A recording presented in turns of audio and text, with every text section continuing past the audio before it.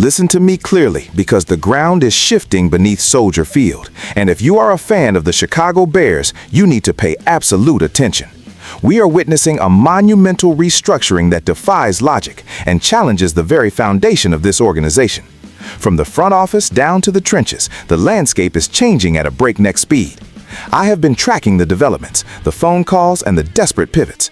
This is not just a standard off-season shuffle. This is a total overhaul of the identity of our team, and the implications are massive. We have to start with the cold, hard reality of the situation. The Chicago Bears had their eyes locked on a specific target to anchor their offensive line, and that target was Tyler Biadasz. As the free agency period approached, the intel was clear. The team needed a reliable, veteran presence at the center position to solidify the core of the protection unit. Tyler Biadasz was the guy. He was the priority. But what happened? The news broke this Friday that Tyler Biadasz has officially signed a 3-year, $30 million contract with the Los Angeles Chargers. Let me be blunt about this. This is a massive failure. When you have a glaring need on your roster and you let a player of that caliber walk into the arms of another organization, you have to ask yourself what the hell is going on in the front office. You cannot sit there and tell me that the Chicago Bears did everything in their power to secure him. If they wanted him, he would be wearing navy and orange right now. Instead, he is heading to the West Coast, leaving our front office scrambling for alternatives while the fan base is left wondering if there is any coherent strategy at all. It is absolutely infuriating. You have a young quarterback who needs protection, you have a system that requires a high-level snap, and you just let the solution walk out the door. It is a dereliction of duty. It is a lack of urgency that characterizes the worst of the professional game. I am sitting here looking at these numbers, looking at the contract structure, and I am telling you right now that this should have been a slam dunk for the Chicago Bears. Instead, it is a wake-up call that the front office is not operating with the precision or the aggression required to compete in this league. They were outmaneuvered, they were outspent, and quite frankly, they were outplayed in the boardroom. This is exactly the kind of move that turns a promising season into a complete disaster before the first snap is even taken. And yet, this is only the beginning of the drama. If you think the loss of one offensive lineman is bad, wait until you hear about the massive shockwave that just hit the defensive side of the ball. The situation is deteriorating rapidly, and you need to know exactly who is on the way out next.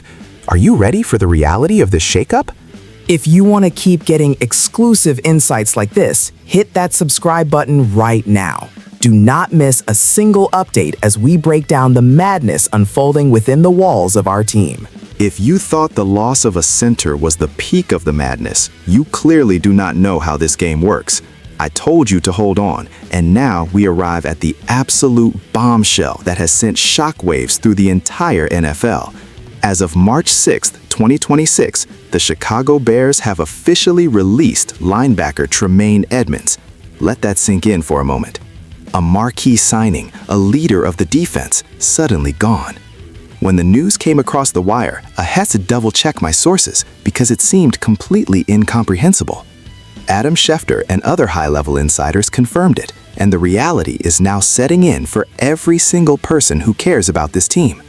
How do you go from building a defense around a player of his caliber to cutting him loose in the middle of a vital offseason? This is not just a personnel move, this is a total admission that the previous vision for this team was fundamentally flawed. Tremaine Edmunds was supposed to be the anchor, the guy who made the calls, the guy who commanded the second level. To see him walk out the door is a slap in the face to the defensive unit and every fan who bought his jersey. This level of instability is exactly what separates the contenders from the bottom dwellers. You look at the teams that win, they maintain consistency, they manage their assets, and they do not have these kinds of massive, unceremonious departures. This is the definition of a chaotic rebuild that has lost its compass.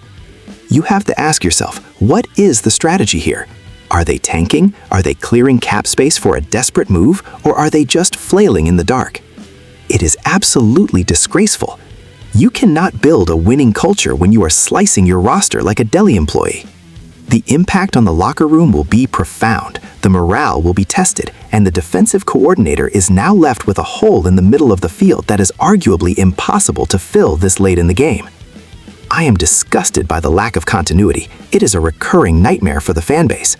First, you lose a critical piece on the offensive line, and now you axe one of your highest-paid defensive starters.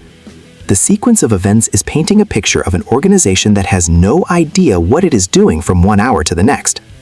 But don't blink, because the chaos does not stop there. We still have to address the desperate last-ditch effort to fix the mess they created at the center position. Is it a fix, or is it just another Band-Aid on a gaping wound?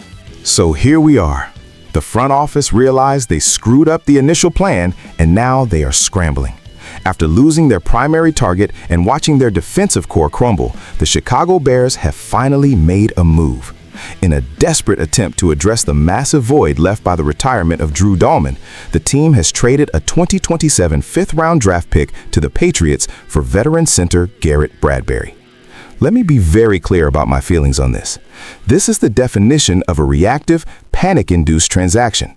You missed out on your first choice, you hemorrhaged talent elsewhere, and now you are trading future assets for a veteran who is being brought in to save a sinking ship. Is Garrett Bradbury a solid player? Sure. But is he the long-term solution? Is he the guy you trade future capital for when your entire foundation is crumbling? I have serious doubts. This move screams desperation. It is the move of a front office that is trying to keep their jobs instead of trying to win championships. When you are giving up draft picks for guys that other teams are effectively offloading, you are not building a winning culture. You are simply trying to plug holes in a dam that is already bursting. This is the third major domino to fall in a sequence that has left our team looking more confused than ever. We lost a target, we cut a leader, and we traded away future depth to patch a hole that should have been addressed months ago. It is an absolute embarrassment of riches in terms of bad decision-making. How can you expect the fan base to believe in this trajectory? How can you look at this lineup and tell the players that this is a championship-caliber roster? You cannot. The math simply does not add up. The talent gap is widening, and the front office is playing a game of musical chairs with players who are clearly not the answer. Every time I think we hit the bottom, they find a way to dig a little deeper. The pressure on the coaching staff is going to be immense because they have been handed a roster that is being assembled on the fly with no clear identity. The lack of foresight is haunting. We are sitting here in early March, and the roster looks like a work in progress that has been abandoned halfway through. The fans deserve better than this. They deserve a plan that does not involve panic trades and gutting the defensive core on the same day. This is a defining moment for the entire franchise, and I am not sure they have the leadership to survive the fallout. This is a defining moment for the Chicago Bears. We have seen a center go elsewhere, a defensive leader released, and a desperate trade for a veteran to fill the void. It is clear that the front office is in a state of total flux. The question I have for all of you is simple. Do you believe this management has any idea how to build a winner? Or are we just watching the slow collapse of a once proud franchise? This is a critical junction. The moves made today will define the next 3 years of our history. Let me know your thoughts, because I am certainly not the only one feeling the heat today. We are in this together, for better or for worse.